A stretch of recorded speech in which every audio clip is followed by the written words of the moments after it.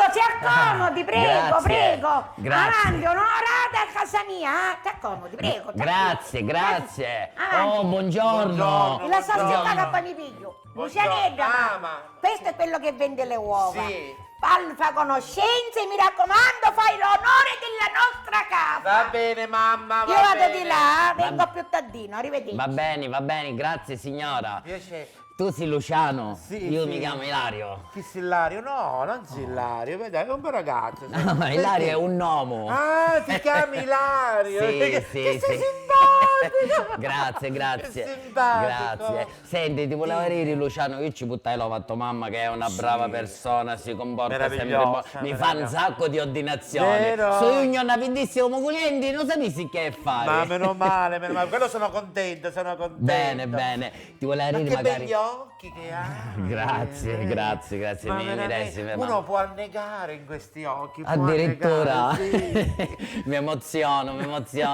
Solo che io ti volevo dire Ah, poco dimmi, fa che sì, te lo stavo sì, dicendo. Che ti ringrazio anche tua mamma, però sai, so che siamo nell'era moderna. Certo, ormai, figurati. Ormai. Ega mia, ecco, io sogno maritato. E c'hai magari 4 figli, Veramente? e ci buttare l'ova per mantenere tutta la famiglia. Ho capito tutto, ho capito. Hai capito? Hai ragione.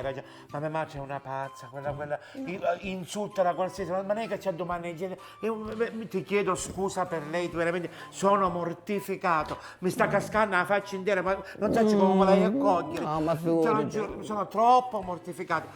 Ti chiedo perdono. Figurati. Mamma! Regno Lucianetto! Mamma! Non è tutto cose in Gomau! Ma chi incumava? Chi sta maritato e c'aveva 4 figli? Maritato con 4 figli, non me l'ha detto! Via! Ai.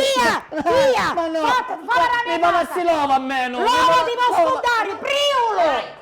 A così si impara. Ti è.